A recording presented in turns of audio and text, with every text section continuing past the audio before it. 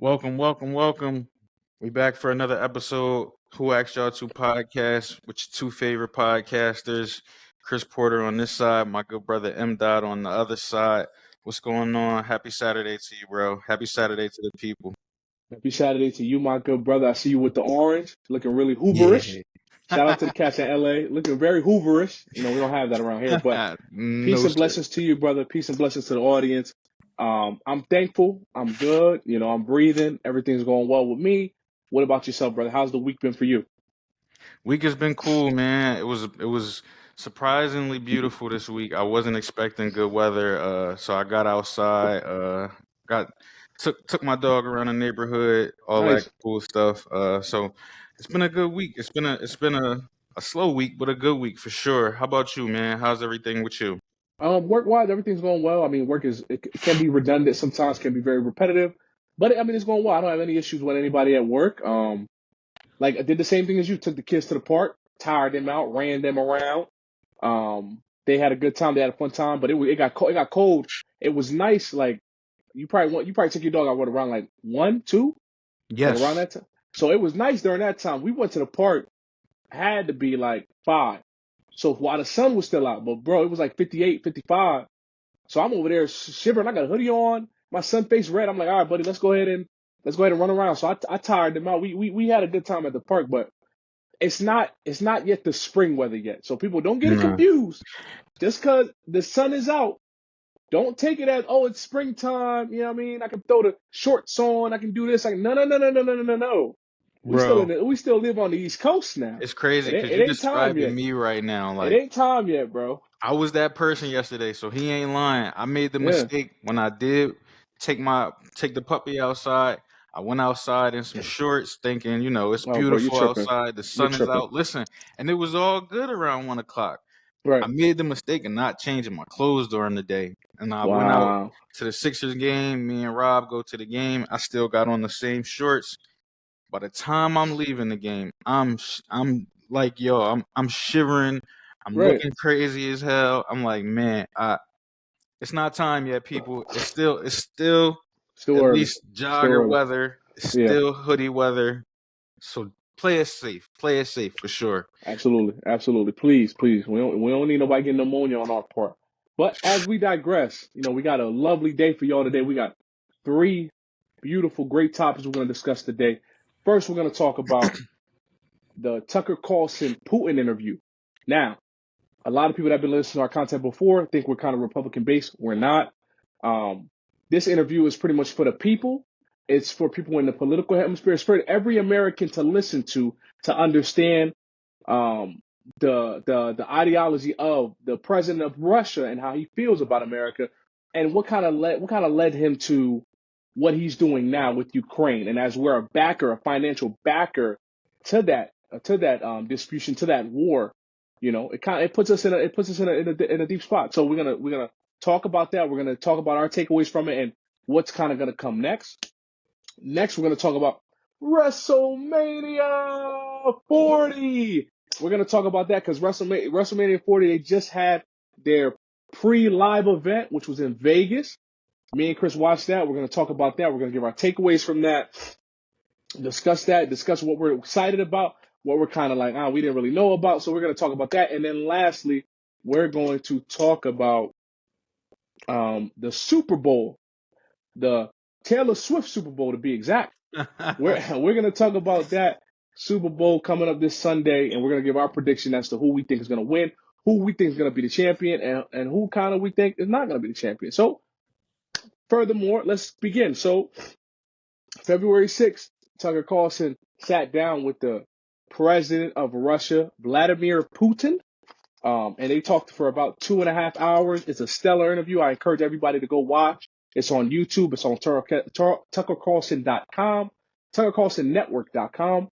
I urge you all to go look at it, listen for yourself, to get your own takeaways from it.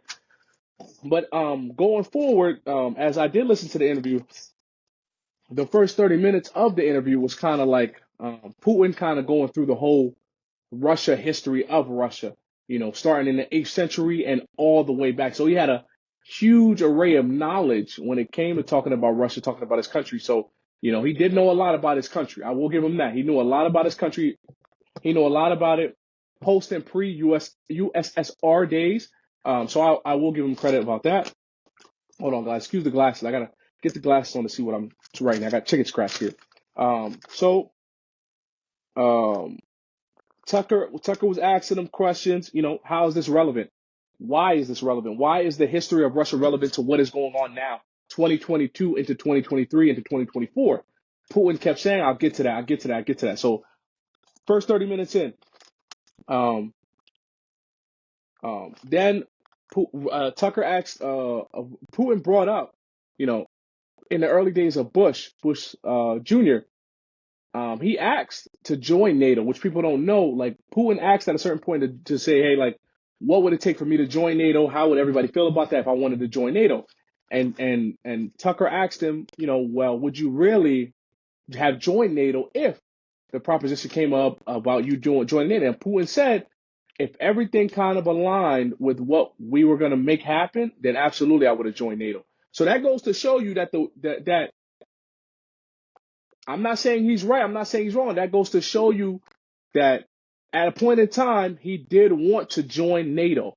It gives you a little insight of him wanting to join NATO, him wanting to kind of partner. Because, he wanted to partner with the United States with a nuclear arms program. He wanted to partner with a couple things.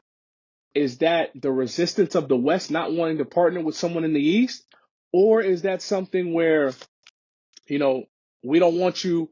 We still have issues from the Cold War. We're still hung up on that. So it's a lot of things that we kind of digress on that.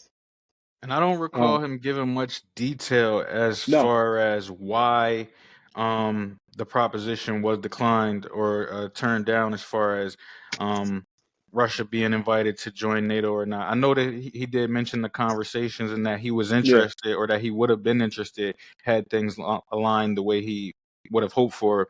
But we don't really know the full nuance of it, unfortunately, because there wasn't much detail given as far as what was NATO's hesitation or what was the United States' hesitation with bringing Russia into NATO. It was kind of just like it was just no. It was just no. yeah, and I think it was just a conversation they had, and then who knows? At the time, was Putin jokingly talking to President Bush because he said he had a good relationship with him. He said they had a good personal relationship. Their personal relationship was really good. Was it something where he just acted like, hey, if I wanted to join NATO, what would I have to do? Like, was it something like that, or was it more serious? We don't know. We don't know the context of that conversation.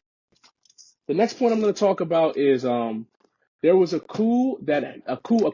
Anybody know what coup d'etat is? It's pretty much a coup d'etat is when you overthrow the government, rebellions, overthrow the government, and then put somebody else in charge. That's a coup d'etat. So a coup happened in Ukraine. I want to say like 2008, if I'm not mistaken. Coup happened in 2008, and when Tucker asks, this is when Putin's going through the whole discography of Russia. He talks about that, and he says, what does that have to do with what we're talking about? Well, the guy that was in charge of Ukraine at the time was a very much westernized leader. He had a lot of influences from the West. But when the coup happened, he said, Tucker asked him, well, who was a part of it? Who was behind it? And he said to Tucker, well, the agency that you wanted to join. Tucker at one point wanted to join the CIA. So he said that CIA was involved. They were a part of it. So do we know if it's true or not? No, that's Putin's assumption. He doesn't have any evidence tying them to that. He's just saying they were a part of it. I mean, And I don't know. it was a lot of you can tell that his interactions with the CIA or whatever he may know about the CIA isn't really doesn't really please him. He hasn't really been satisfied with the CIA. He even said to Tucker, "Good thing that you didn't join the CIA." At one Yep, he point did throughout say the that. interview, so it's clear. I mean, like you said, I mean, and like we mentioned already, there wasn't much context given as far as the CIA's involvement in that coup. But clearly, there's. I mean, it seems like he knows something that isn't publicized as far as involvement with the CIA Right. in that overthrow at that point. Yeah, and I don't think Putin's gonna give everything that he has because at the end of the day he's still a president of a world power, so he can't divulge all Right. his secrets. Um, moving forward, he And it's not meant to be gossipy either, because at the end of no, the day, no, like none of that information is probably going to get publicized in a journalistic fashion or something like that, or in a publication sort of fashion. So it's not meant to be some sort of gossipy conversation. It's just getting to the points, like you said, of why everything is actually happening today. right. And then Putin kind of went into Tucker asked him about not the Nazification, denazification. So pretty much trying to cleanse the area of Nazis so there's no more Nazis. So for people that don't know, Ukraine in that area has a big abundance of individuals that love the Nazi culture, that love that Hitler age, that love all that. So Tucker asked him, like, how are you going to control people to not want to do that or not believe in that when it's like, you can't control that country. And I'm trying to go into my notes to figure out what Putin said, but he goes on to say that type of vulgarness, that type of Nazism won't be tolerated. He just said it will not be tolerated, and he goes on to say when Zelensky, who's the prime minister or president of Ukraine currently, when he went to Canada and he went to Canada for a plea or something like that to talk to them. Um, One of the individuals that was a part of Canada's board or something like that was a Nazi, someone that served with Hitler at a point in time, and they applauded him. And then he said he had a conversation with Zelensky. He said, "Hey, you're Jewish. Your father fought against fascism. He fought against this. Why are you doing this? Why are you applauding that?" He didn't say what Zelensky's response was, but he said, this type of stuff would not be tolerated. Period. I Your thought that take was on deep. that? I thought that Yeah, I was thought it deep. was deep too. Um, because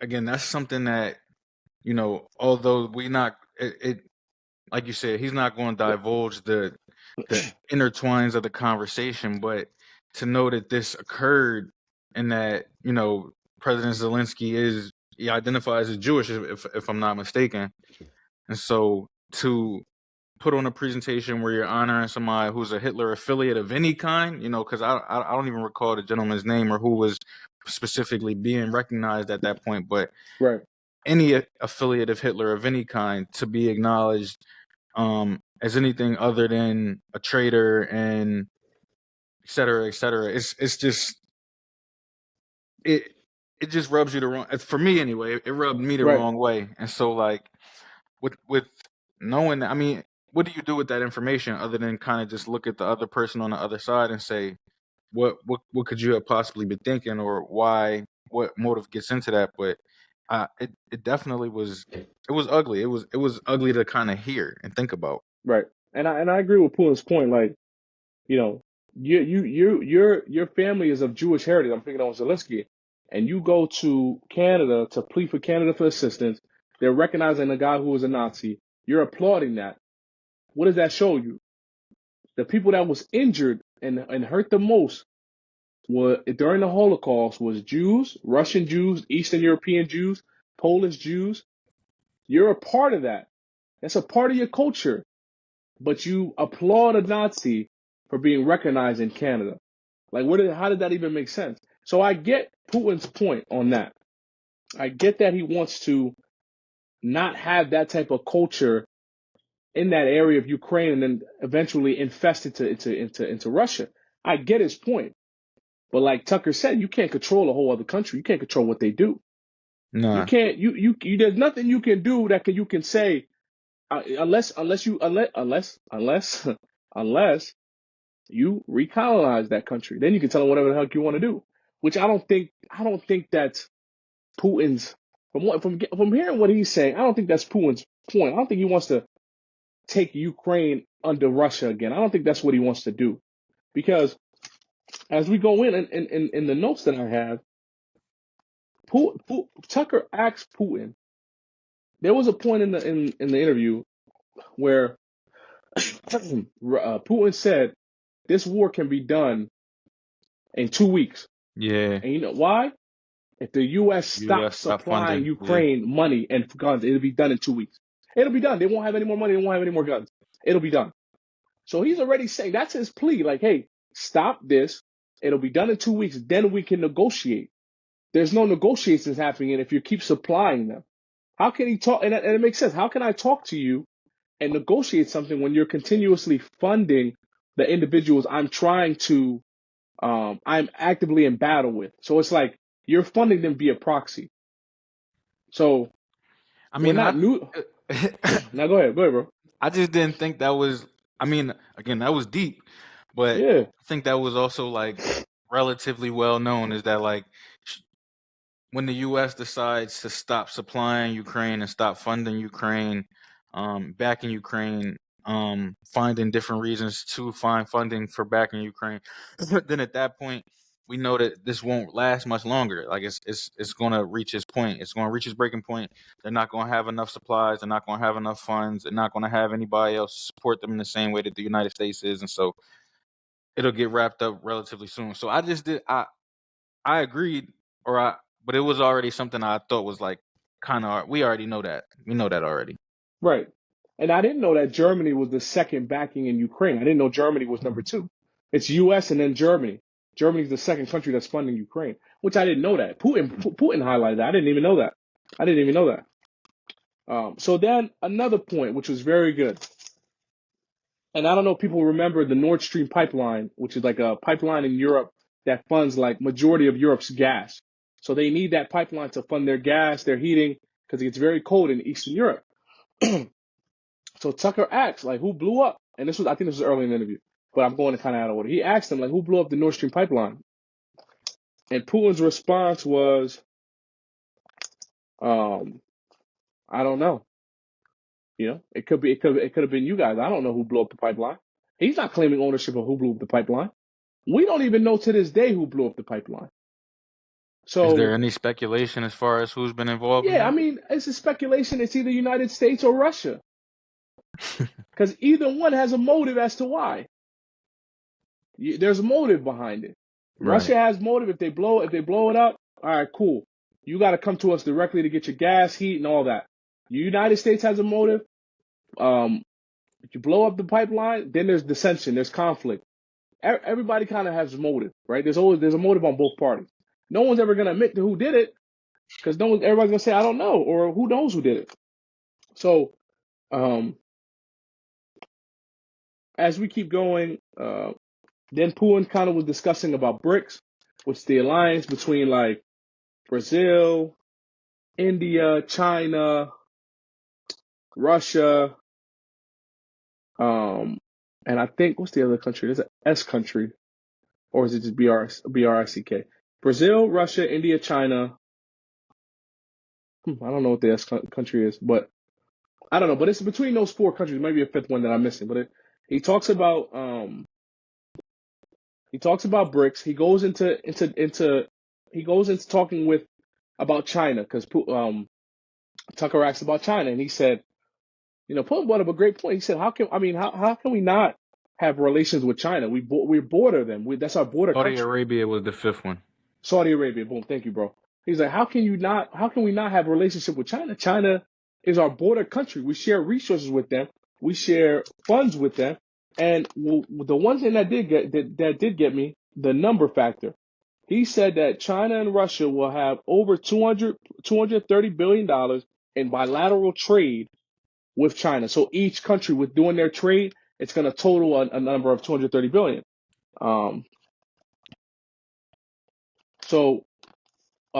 With that, what does Russia have to do? The U.S. was applying pressure, and this is later in the conversation. But how can they not have relations with China?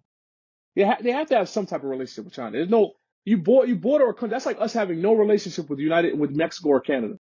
Right. That doesn't even make sense. That's our border Nah. country. We gotta at least know what's going on in our backyard. We have to have some type of relationship, something. And then I think I got a couple other things as well. So one of the last things I'm going to talk about is the one thing Putin kind of brought up, when and this is crazy when Tucker asked him when's the last time he talked to President Biden, he said he don't remember, he don't recall.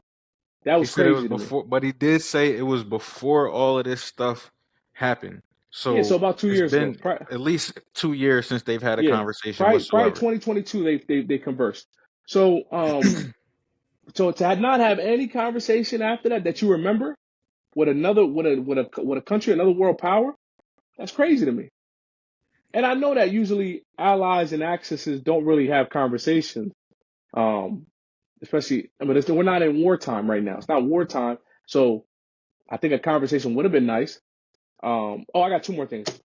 The other thing I want to talk about is the journalist that's in Russia right now. I forget his name, Steven Dutzowitz or something like that. Alan Dutzowitz, 33-year-old journalist. I think he was with the Wall Street Journal. He was taken into prison in Russia about a year and a half ago. Um, and then he was taken into prison in Russia due to the fact of passing classified documents, passing off classified information. Um, and Tucker asked him, and this was in the beginning of the interview, can we take him home? Can we bring him home? Is this somebody we can take home? And Putin said, no, like no, this is we've done a lot of favors already. We're out of favors, and I'm paraphrasing here. But when Putin said, I've shown enough decency, I've shown enough, like somebody has to do something else for me. I don't feel like it's something we should do just off the grace. Um, but I mean, in comparison to a year ago, who did Russia let out for the United States, and they did a trade. United States traded Russia's war criminal funding war. They called him the Lord of War. He funded a bunch of wars, money and all that, guns. They traded him for Brittany Griner, a WNBA basketball player. Now, is that a good trade? I mean, I don't know. I'm not in that realm. I don't know. But if I give my opinion, I don't think it's the best trade. But I mean, it was something that the Biden administration felt as though was right to do. They made the call, they made the switch, and it is what it is. Yeah, I kind of figured that would those things would kind of coincide with one another once that point got brought up about the journalist who's still detained in Russia, whose name was Evan Gershkovich, by the way, Evan Evan Gershkovich. Gershkovich. There we go. Um, and again, it's just hard to like, because one person for another person, one person who's maybe detained unlawfully, as far as one country may feel, as opposed to another, versus somebody who what did you say that the journalist was alleged to have done? Passing on classified documents. I mean, it's just a little bit hard. I guess public perception wise, you can justify why you try and get somebody who maybe quote unquote didn't commit a crime as far as United States standards, versus somebody who, at the end of the day, whether that was in the United States or abroad, sharing classified documents is going to get you in trouble regardless. So like you said, it's hard to judge whether it's a bad trade or not, whether it's like a fair swap or not. I mean, because at the end of the day, they're going to say, what has Brittany Griner contributed to society that makes her Right. deemed more important, versus somebody, a journalist who may have been going over to that country with God knows intentions. But your point before that though about Putin and Biden not speaking for over 2 years, I appreciated that bit of the interview a lot, because it kind of represented and showed like, and I don't mean to go there, but like it kind of shows like, in a way, the egos that some of these world power leaders have, Big because time. Big time. I mean Big time. it's no reason to not have a. I mean, he did say that like there are still lines of communication that are there and stuff like that. So it's not like a complete silence on both sides as far as dialogue and things like that are concerned. But specifically when it comes to, you know, the United States no longer funding Ukraine for this war and things like that. If you just get certain people in the room or get certain people on the phone, you would think that certain conversations will start moving certain things along to the point where things get resolved or things start to Absolutely. get mediated. Absolutely. But when it's like when your demeanor is why do I gotta pick up the phone? Like why do I That's have and to that call him? It's like I mean nothing we're gonna be at a standstill until somebody talks to somebody. and that's the problem. And who gets affected by that? The Right. citizens, right? So I don't even see why it would be hard for either party to call each other, right? Russia right now. That's Putin can't leave. Putin can't leave Russia because he's like an international world war criminal, right? He'll get arrested by the international court, so he can't leave Which Russia. I That's wish why. they talked about, but Yeah, I get why they didn't. they didn't even add that because I think it's because he went and attacked Ukraine. That's why he can't. That's why he can't leave Russia. That's why he can't go anywhere, which I get. But my thing is a phone call, like a phone call just to talk about, hey, this is what we kind of think was what do we think? What can we do? What are some compromises we can make with them three in the room, them three on the phone, Zelensky, Biden, and even maybe you can put Germany in there, maybe UK if they're funding it as well, but and Putin get on the phone and say, all right, this is what can we do to kind of appease this because it's been going on long enough. Nothing's been happening. It's not helping. It's not helping either economy. We're getting bleeded dry. Putin even quoted what our debt was. It's crazy. That man said America is $33 trillion in debt. Why are y'all worrying about what's going on in Ukraine? He even said that. He said, "What are you guys worrying about it for? Like y'all in $33 trillion debt." But I think with Putin and Biden, like come on guys, give me a break, man. Just call each other up, set up a meeting, set up a Zoom, and figure out where the issue lies. What is the issue? What is the issue? And How we get to a point of resolving stuff like right. And the last point I will make from the interview that I think it was really eye opening for me, especially someone that follows the politics and you as well. Like he said, it don't matter who the president is. It's all about who the elites are. But Putin said that. He said I had a good relationship with. He said he had a good relationship with. I think he said Bush. He had a good relationship with Trump. He had a good relationship. He's had a fair relationship with all of them. All of them he had a pretty good fair personal relationship. He think it was fine. Probably the best one he talked about was Bush because he talked about that a lot more in depth. So he yeah, for probably had the sure. best personal relationship with Bush. So that goes to show you, even if Trump is elected, that's not going to matter. It's a matter of what the elites want. Who are these elites? Who knows? But it's all about what they want and what they want to be done, which is kind of crazy to me because even me, I'm thinking like, but when Trump gets in, he's gonna do this. Now I'm thinking like, maybe not. It might not be that simple. It might not be that easy. It might not be that easy to just cancel all funding and let Ukraine just bleed out, and then Russia comes in and do what they got to do. It might not be that simple. It's about what the elites want, not about what the citizens want. I bet you if you ask any citizen, they're gonna say, "Oh, I want the war done. Let's end it." Nobody. That's what everybody's gonna say. So it's not about what we want. It's about what the elites want. That elitism, that whoever controls the power and the money, what do they want to control? What do they want to happen?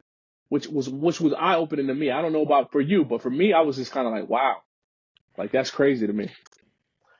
Yeah, it's another one of those things where it's like it sounds crazy because of who it's coming from, Right, but not necessarily because it's said. Because right.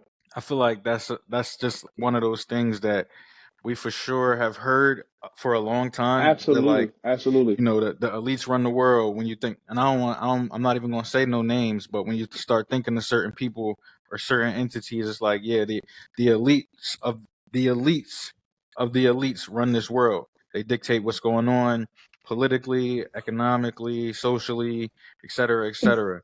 Um, but then when you hear a leader of a world power then reaffirm those things, it's like, man, not only is it like nationally known or something that's just talked about within the confines of our country, but internationally and throughout the Absolutely. world, it's a known fact that this is what's happening, or this is why things happen, as opposed to just it being the natural way. So I mean, it was eye opening for sure. It And definitely would take you back. I know that I said it's my last one, but I just remember one thing. I forgot to write it down. But he also talked about Elon Musk, and this was kind of wild too. He said, in America they're already putting chips in people's brains, and Putin said that's crazy. But then he also said, he said Elon Musk is a very smart man. United States needs to know how to what's the word to use? How to talk to him, how to work with him, so that way you can kind of come together. So he like this guy is coming from somebody that's not even in that realm. He already knows like we got this stuff going on in our own country. We need to figure it out. We need to figure it out. Like you got AI this, AI that. It's going to create a lot of dangers. You need to work with the people that are in that field and figure out how we can figure it out, how we can stop it. Because it's crazy. It's gonna create a lot of propaganda. It's gonna do all this other nonsense. But I digress, bro. What was your take? What was your take so from that interview? What was your takeaways? Um, I think I can't remember if me and you was texting about it, but um, it was one point where like you mentioned, he was talking about propaganda, but just saying how he didn't want to get into a propaganda back and forth with the United States because the United States controls the world media. Everything that That is goes true. out is controlled by He the did say United that. States. And so um it was one of those things where, again, for me, I just appreciate, like, it was it was long, and at some points he got really elongated in his explanations for a lot of stuff. But just overall seeing like the international perspective on what's happening or what's taking place, or how he related it back to before 2022, saying that this Yep. isn't something that we initiated or something that we were looking to have happen. Um, I think at some points you can, if you looking for it, you may can hear certain bitterness in terms of his explanation for certain things, but then Right. you can think about a lot of things rationally as well to figure out that, like, it's not. I mean, because I think at some points he said it, which you can't always take people at face value, so we won't.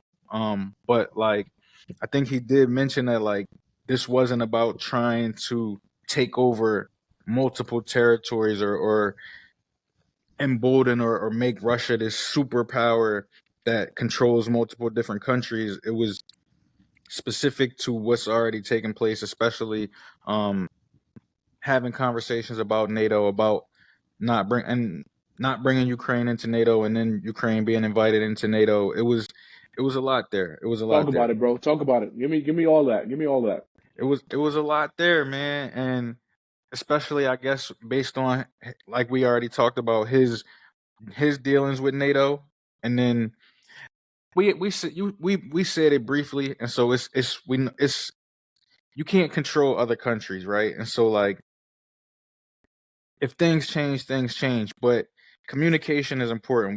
We already talked about communication as well, and so maybe there could have been a way to handle that situation where Russia wasn't offended, or wasn't bothered by the fact that something changed and there was no communication as to what the change was. There was an understanding that Ukraine wouldn't be invited into NATO, and at some point something changed, right? Because obviously, clearly, NATO, United States, we changed our mind on that, and they got invited, or there was at least talks about it.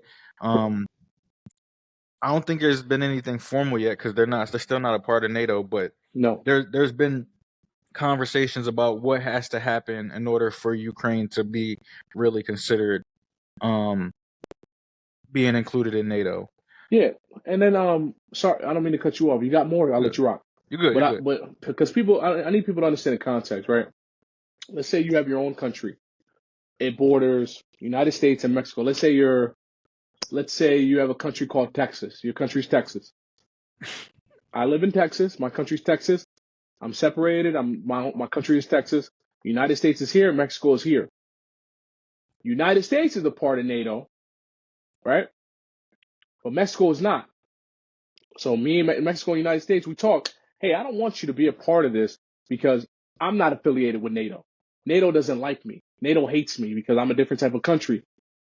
I don't want all my borders around with NATO. Like that's what happened. Oh, we won't let that happen. Don't worry about it. Don't worry about it. Don't worry about it. We're not even going to offer them to join. We know that you want your borders not affiliated with NATO. We understand that. What happened? The United States called Mexico. Hey, you need to figure out you're going to be part of NATO or not. We got a deal for you. We want you to be part of it. Let's go get it done. And then that person doesn't join NATO yet, but says, oh, we're going to join NATO to meet Texas because we're still affiliated. We're still cool. So I look at it like, damn, well, I told you I didn't want you to be a part of NATO. What is happening now? Remember that little part of Mexico called Cancun? I'm gonna reclaim that back because I don't want you guys encroaching upon my border with NATO. I'm not affiliated with them. So I think people have to understand the context. And I gave that analogy because people have to understand Russia is a huge country, right? When you're a big country like Russia, your border stretches far. It stretches Asia, stretches Europe, it stretches almost all the way to close to like Finland area, right? So your border stretches far. You have a lot of area you cover, right? If one part of you is westernized and another part is not, that's going to cause conflict. So if NATO is trying to approach you on one of your borders and you're not affiliated with them and you told them, hey, I don't want to be a part of it, how would you feel about that? Like you would feel some type of way like, hey, this is happening in my own backyard. I don't want this to happen. It's not like Ukraine's a border country. It's not like Ukraine is Germany and Germany wants to be a part of NATO. Then Putin wouldn't give no two flying Fs. He would say, okay, it is what it is. He doesn't care about that. But you're a bordering country. You were formerly a part of the USSR. We have history together as you formerly being a country of mine. I would appreciate if you don't join NATO. Now it's talks of you joining NATO. I would feel disrespected. And I think what Putin's point, if I remember correctly, was the land that he's trying to reclaim back was never a part of Ukraine in the first place. That's what I'm getting from what he was saying. When he went to that whole history lesson, he was saying those areas that he's trying to encroach upon, that he's trying to reproach and reclaim, was never a part of NATO, was never a part of Ukraine in the first place. From what I got, I don't know. It was a long 30 minutes, but from what he was saying, he made it seem like those areas were never a part of Ukraine. He don't even know how it became part of Ukraine. He's just trying to reclaim what belongs to Russia in the first place. Are you getting that? Because I think that's what I got from that. I mean, that was. I mean, basically, as far as his long like kind of dissertation as far as the 30 history is minutes of concerned, Russian yeah, history it was. we didn't even need. We didn't need that. It was pretty much I didn't need just. that. No, I didn't either. It made the interview way longer, but that was kind of what he was getting at, was that this was originally Russian territory, Right. and that the means by which Ukraine came about, or that territory came about being a part of Ukraine, were illegitimate for one reason or another, pretty much. You kind of got to understand that I thank Tucker Carlson for doing this interview because it doesn't make this whole thing look one-sided now. Now you have the other party coming to the table and say, hey, this is what I want to say. This is how I want to say it. And Tucker kind of gave him free reign. He kind of reeled him in a couple times, but gave him free reign to say anything and everything. So I respect that. And I think the interview was something that this country needed to hear.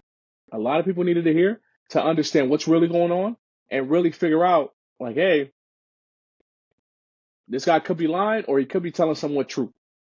I think the areas that he's not lying about is that thing he talked about when he said, you know, that trade with China he's making a lot of money with China. Yeah. When he talked about who does US fear more, Russia or China, and he said let's not talk about fear, but he was like, you know, US fears China more because China has over 1 billion people. And Russia only got 115 million. So they only got a tenth of their population.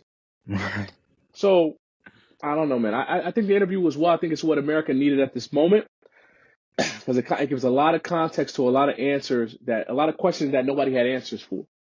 Nobody knew about, the conversations he's had with Zelensky in the past. Nobody knew about his relationship with Biden or former presidents. Nobody knew about why he wanted this to happen. Nobody knows about it. Now people have the context, they have the understanding. So now they can make their own assumption as to, all right, coming into election year, which way do I go? Or coming into into tax year, why is my legislator asking for me to give more money for these type of things? Why am I paying this money for wars that are not benefiting me? So I think there's a lot of context. You got any last things on that? Yeah, we already said it, but for those who haven't checked it out, if you don't really care for the whole backstory of Russia, skip about 30 minutes Yeah, skip into it, about and 30 then minutes. Skip 30 minutes. that's where you kind of start getting to the points that Tucker Carlson more so where it was trying to get answered, as opposed to just backstories, which didn't really give much context to present day stuff. So, dope interview. Skip about 30 minutes in, and then that's when you'll really be engaged for sure. All right. So now we're gonna make a 360. We're gonna talk about wrestling. Wrestling.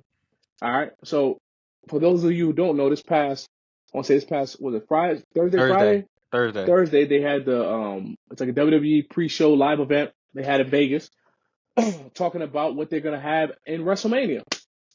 Now, I only watched a good amount, Chris, so I didn't watch the whole thing. You probably watched more than me. So I'll let you take the run on this. But I will say the parts that I did watch was very entertaining. What part did you catch? The part that I caught was the Roman Reigns, Cody Rhodes, the Bloodline. That's the part I got. That 20+ minute part. I didn't watch the whole thing, but I got that part. But then I fell asleep.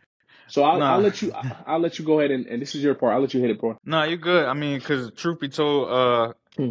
kind of the same. I didn't realize that there was much happening prior to the actual quote unquote kickoff show. So I didn't really get to hear any of the other champions talk or anything like that. When I tuned in, um, it was Pat McAfee and Michael Cole introducing the show. Seth Rollins comes out, gets the crowd hyped up, lets everybody know that they're there for a WrestleMania decision. The man to make that decision is Mr. Cody Rhodes. Um, and then, like you mentioned, instead of Cody Rhodes, head of the table, Roman Reigns comes out. Um, kind of makes it clear that he isn't looking forward to facing Cody Rhodes and that he's picking The Rock um, as his WrestleMania opponent. The Rock then comes out. Dwayne The Rock Johnson, big star, Mm-hmm. um, comes out and you know gives a presentation as far as the history of the bloodline, Yep. him and Roman Reigns' relation to one another, and their family, their back history, um, and why they're tied by blood. And so it was it was kind of building up for those two to be facing each other at WrestleMania. They both claimed it. They both spoke upon it. What I appreciated is you could hear the dissatisfaction from the audience in attendance. Yeah. They weren't really looking forward to seeing The Rock versus Roman Reigns. I personally am not either, or was not. Um, and then somebody starts talking from the back. Out comes Cody Rhodes, make it clear that he's challenging Roman Reigns. He's not challenging Seth Rollins at WrestleMania, and got the holy hell slapped out of him. Yeah, that was hilarious. Him and a little bit of a back and forth between him and Roman Reigns, taking personal shots at one another as far as their families are concerned, which has been a big part of this. Even Rock, prior to Cody coming out, um, kind of stood on the fact that there's only one royal family as far as wrestling is concerned, and that is their family. I don't want to mess up the name, so I'm not even going to try it. But Yeah, it's the Naui family or something like that, and Hanoi, something like leave that. it up to you, brother. The Great Samoan wrestling family. We'll go with that. For sure, for sure. So yeah, a lot of personal shots was getting thrown, and then like I said, it was like the slap heard around the world because Rock slapped Cody. Went to the back. Him and Roman, they left together. Made sure to tell Triple H that he needs to get this right, that he needs to Yeah, that fix was it. hilarious. I like that a lot. Yo, it was great to watch it live too, because Yeah. they didn't catch all the censors, so got to hear the Rock curse, which is always fun. But yeah, it's set up for entertaining Friday night for SmackDown fans. Anybody who was tuning in to SmackDown to see Yeah. how everything was going to get addressed, how everything was going to get handled, which again was pretty dope to see as well. At the end of the day, it's pretty clear as of right now, until things change, that we're going to get Cody versus Roman Part 2 at WrestleMania. How The Rock plays into that, we will see. It was dope to see kind of a heel flip for The Rock, who's always Yeah. a face. I think a baby face. Yeah, always a baby face. So it was dope to see him being the bad guy for a change, along with his cousin. So I'm loving where it's going. I'm excited to see where things are headed. What was your takeaway? What did you think about it from what you So caught? so I think I don't know, man. I'm different. Like the the Rock, the Rock and the Roman story, to me, it just makes more sense. To me, just to me, the reason why, this is my opinion. I The gotta hear reason why, this. because of the bloodline thing. Like I think if the bloodline thing was a more like, let's say Cody Rhodes, if he wasn't here, if he was in AEW, the bloodline story makes a lot more sense. If Cody Rhodes wasn't here, now with Cody Rhodes here, you know, he's already had WrestleMania with Roman Reigns last year. He lost. I mean, we're gonna do it again.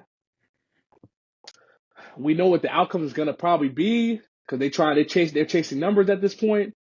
It's gonna be Roman. Roman's gonna win again. So I don't know, man. I don't know. I mean, I'm a Rock fan, and this might be my bias, but I really hope that with this twist, and I'm gonna ask you, do you think this was just a work though, or you think they really had to flip it, or you think they already had it? It was gonna be Cody and the Rock, or Cody and Roman Reigns, but they did it the other way to kind of get more enticed now, because now people are talking about it more. So it's either hell of a story writing or it's wishy washy shit. So I don't know. Man, What do you think? What do you think? yo, I think it's a great combination to the point where even if we got a answer, I think we would still question it, right? Because like Right, my thing is like there was like there was these weird whispers around the same time when Rock got on the board that he was going to be Roman Reigns' WrestleMania opponent, but there right, wasn't really anything there to like stamp that. There wasn't right. anything out there that was fueling that. It was just something that kind of just popped up out of nowhere to me, anyway. As far as how I saw You things. missing it. You missing the point, bro. You missing it, bro. No, I'm but gonna tell you listen, what. Hold on, hold on. go ahead, go ahead, go I'm ahead, go gonna give you the ahead. story, and I'll let you go. Right. So this is how I knew this was gonna happen. Right. Did you ever watch the Young Rock, like the show, the Young Rock? No, I didn't. No, I So didn't. it's a show about the Rock, like Dwayne Johnson growing up, wrestling, Yeah, and I all that. They remember got that. so in an episode, he's in the episode. It's him when he's older. Roman Reigns when he's younger is in there. So he's talking and he's like, I want to fight you, Dewey. That's what he's called him, Dewey. He's like, man, when we fight, it's gonna have to be the biggest stage of them all. It's gonna have to be at WrestleMania. So they already were foretelling it a year, 2 years ago, bro. Like that's why I'm like, because I watched that show and the show was really good. Like it talked about his grandmom, like him being coming into his own, how he started wrestling. Like I liked it a lot. But it already forecasted that. It already talked about that. Like already foreshadowed it. That's why I was kind of like, damn, I guess people don't watch the Young Rock because they would have seen it. Like they talked about this 2 years ago. Like it was in the show. Like them And is fighting it each a other at Wrestle. WWE produced show? Yes. Oh yeah, yeah, because they still Yeah, own the the name Young at that Rock is time. Yeah. WWE produced. Um, in the episode, it's when he comes home from college, or he just started wrestling, and they're talking, and he's like, you know, oh, Dewey, I can't wait to fight you in WrestleMania. I mean, fight you. He's like, when we fight, it's gonna have to be the grandest stage of them all. It's gonna have to be WrestleMania, and it's like, what? Like, did I just hear that? So I don't know. That's just to me because I got a little back. But go ahead, bro. Finish what you were saying. I'm sorry No, for no, cutting no. you. I mean that adds a little bit more to it for anybody who, like you said, didn't watch the show. Um, it felt out of nowhere. I mean, it felt like just really random, especially, because just why now is more so my thing. It's like, why now of all timing, um, when The Rock doesn't really have much of a storyline going on other than just the fact that he's Wait, related to Roman. but hold on. Yeah, the related to Roman is a big storyline, but It's in huge. that let's talk about how like he came onto the board, right? Why do you think they brought him onto the board, bro? Why do you think they did that? He's the biggest star in the world. That and who was facing allegations at the time? Oh yeah, yeah. So they brought him on to shed light to get away from that. They bring him on. You don't think Rock had demands, bro? You don't think he had demands? You don't think he said, "I'll come on the board if you unless you give me WrestleMania"? You really don't think that, bro? He's I he, don't. he is I know he had he's a demands. glory hog, I'm just trying to figure out if his demands would include a wrestling match, because bro. he's rich as You hell. He he's he miss wrestled bro. every. He misses that, bro. He talks about it. He misses that. He misses that pop when you come out to. He misses, bro. He tells that every time. He's like, they're like, you ever gonna come back? You ever gonna? And this is like 20 years ago when he first left. They asked, you ever gonna come back? No. Then he comes back. All right, are you done? Yeah, I think I'm done. Then he comes back. Like he comes back every 10 years, and it's the same thing. Like, how do we not notice? He came back 10 years ago, 2013, when CM Punk was supposed to face Cena. He came back in the middle of that, beat CM Punk. They just threw him in there. There was no storyline. They just threw him in there. He faces CM Punk, beats CM Punk, then goes to WrestleMania, beats John Cena in WrestleMania, beats him. And then I guess what happened? He loses to John Cena at like another pay per view or at a Raw or something like that. Then turns over the belt, and then he's gone. So it's a history, bro. We just got to keep looking at the history. I mean, and Rock leaves. I'm not questioning him coming back, because, like you said, it's a pattern there. I just don't know why they would. I mean, I don't want to say that, because I just said he's the biggest star in the world. So of course, Right. to throw him into the middle of the storyline just makes it bigger. Just makes the I mean, storyline bigger. But to your point earlier about saying, with Cody, we know who's going, or with Cody and Roman, we know the outcome of that match. I don't agree with that. With the other two that you just named, with Roman and Rock, I feel like I know the outcome of that match, because then at that so point, the chasing numbers part is clear. The chasing numbers part is way more obvious at that point, because The Rock is so you not so beating Roman for that championship. so you think they're gonna you think they're gonna end Roman's streak? They're gonna end it. It's gonna be done. Yeah, They're just gonna end it. yeah, yeah. I I don't think. know, but I don't know about that. I don't know about that. I I don't know. mean, I mean, I don't know. Maybe. I I think it's mean, one of those things where they already been threading the needle as far as the kind of champion that he is, right. with people taking shots at him not coming to work all the time, or him not being at every show. And we've had those That conversations man has already. leukemia. We've had the conversation, so I get it, but it's still a thing of your presence isn't always here. Now, when you here, you got the biggest presence here, so can't nobody take that away from him. Right. Whenever he shows up, the ones go in the air, and it's just a thing. But hold on. Um, But that's the same thing with Brock Lesnar. He was never there. Brock Lesnar was there once every 6 months when he was champion. He was never there. He wasn't there as much as Roman. but Brock Lesnar. did it become a thing at some point? Did it become a thing? No, I think the reason why it did it because of the impact that he had. The impact. So every time he came back, he put him on a hell of a show.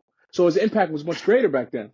Like, and he was one of those physical. I mean, not to take nothing away from Roman, because I obviously great athlete as well. But to your point about Brock, when Brock came through, he would come in, destroy what was happening, Yep. and then you'll see him when somebody steps up again, and he kind of makes mincemeat of them and goes away until somebody steps up again. It's regular. It's active people on the roster who would give Roman a good match on a one-on-one situation. So I Mm, mean, I think they may feel like they've got as much juice out of his reign as this record-setting champion, right. and I think that they may be listening to the fans a little bit. They may be hearing what's going on from a certain sector of the fan base, saying we like that guy over there. We want to see him win. So I mean, who knows? Mm, okay. I mean, yeah, that was a good take.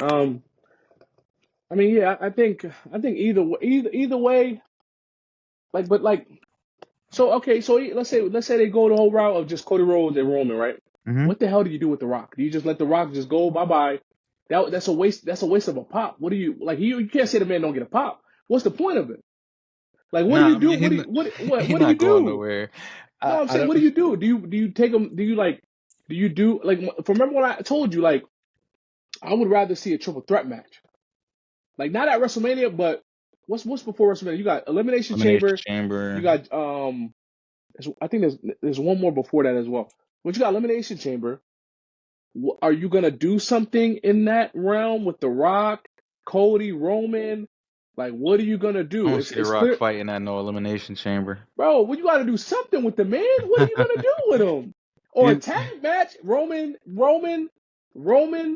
and Rock, or Rock and Solo versus Cody and Seth Rollins.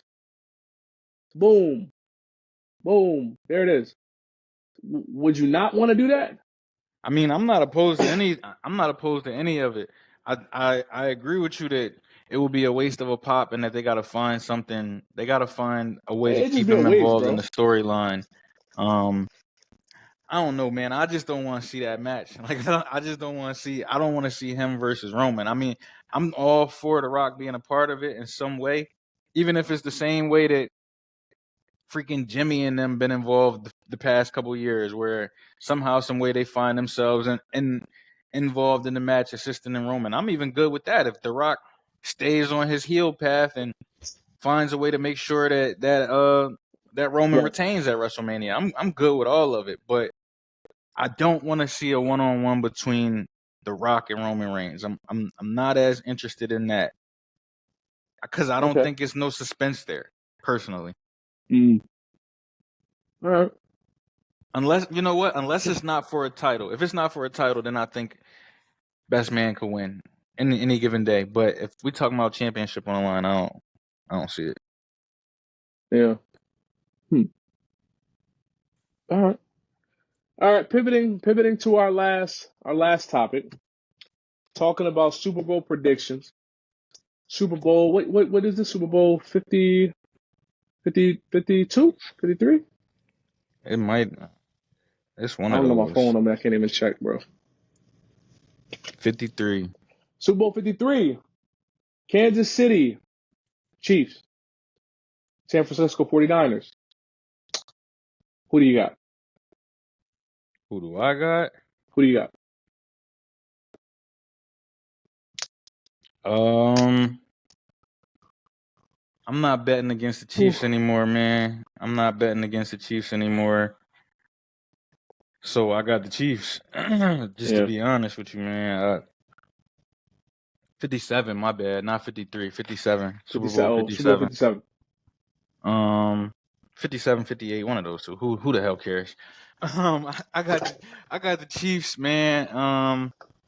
You know what? I think it's gonna be a good game though. I think both teams got elite defenses.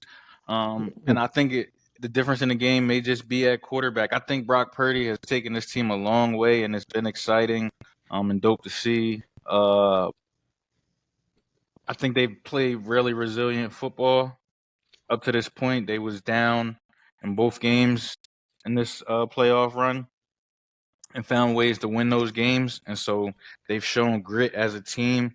And so taking nothing away from the 49ers, I just think that again, with no shade at Brock Purdy, Patrick Mahomes is a different beast, um, a different class of player, and a different sort of trajectory. And so we witnessing greatness. Um, Unfortunately for everybody who's not a Kansas City Chiefs fan, I'm not a Chiefs fan. I didn't mean to dress like this. It's none of that. But Oh yeah, look at that. I think we're witnessing greatness, and so um, I've been bad with my picks lately, man. So this could be a sign, but I think I'm picking the Chiefs just strictly based on quarterbacks, nothing else. I think both, like I said, both teams got great defenses, and both teams got. I think, truth be told, San Francisco probably has better weapons. Yeah. But at the end of the Yeah. day, the dude that wears 15 for Kansas City is just different, man. Just all around different. Yeah, So what you think, I, th- man? I think I agree with you. I think I can't go against Chiefs because there's not saying Brock Purdy's not elite. It's not a quarterback where I'm like, oh, I'm shaking. Like it's not a Tom Brady on that line. Like he doesn't have Brock Purdy doesn't have the experience. Patrick Mahomes has experience. He's been to what five Super Bowls? He's been to Yeah. five Super Bowls. He's won what three? He has three Super Bowl rings. Three, Nah, right? this is his fifth one. Fifth one, he got two This rings. is this is his fourth. This is his fourth one. He's won two and he lost one. Yeah. So this So will he be his lost to third. Brady and he lost to Brady Yeah, and he lost to Brady. So I the last game I watched when Kansas City faced the Ravens, the performance that Mahomes put up was astronomical. I don't think I've ever seen a quarterback that accurate at pressure time than this man. Um, I I mean I'm at a loss for words. Him and Kelsey, they just it's something that happens when they're in playoff situations. I don't know what happens, but they become unstoppable. It's like you ever played like NBA Jam Yeah. and like you get on fire and there's no one can stop you. That's Yeah. exactly what happens to these two guys. Like they get three consecutive passes in a row, it's a wrap. You're not stopping them after that. They get three targets in a row, it's a wrap. The defense gets tired. He starts throwing it. He starts getting it to where it needs to go. It's a wrap after that. I think Pat Mahomes is gonna have a beautiful day on Sunday. I think he's gonna do what it does. But also my conspiracy hat kind of plays into Taylor Swift being there, and I think that makes a big part of it. You know, with her and Travis Kelsey and his pharma deal with Pfizer. I think that all plays into it. To be honest, but that's just me and my conspiracy. Just a conspiracy. I don't really have any evidence or anything to tie it to. Just an assumption and a conspiracy, something like that.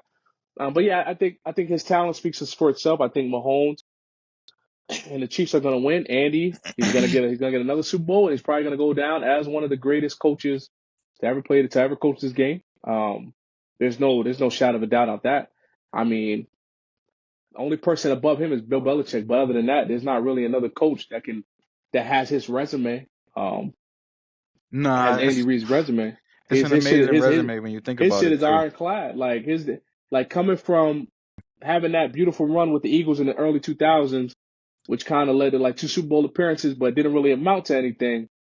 Um, and then coming back being redeemed at Kansas City, having Alex Smith for a little bit, then no more Alex Smith, then Patrick Mahomes comes, then you're like, oh my God, Tyreek Hill, oh my God, Travis Kelsey, oh my God, you have a dynasty on your hand, and then you win two Super Bowls. So I think, and Patrick Mahomes is only 28 years old. He can retire if he wins the Super Bowl. He can retire and still go in the Hall of Fame. Not You even just can't dispute retire and that go into the Hall of Fame, but he can retire and be and good. go down as one of the greats. Like Yeah, he there's no it'll be debating that. like, yo, he's top five all Yeah, time.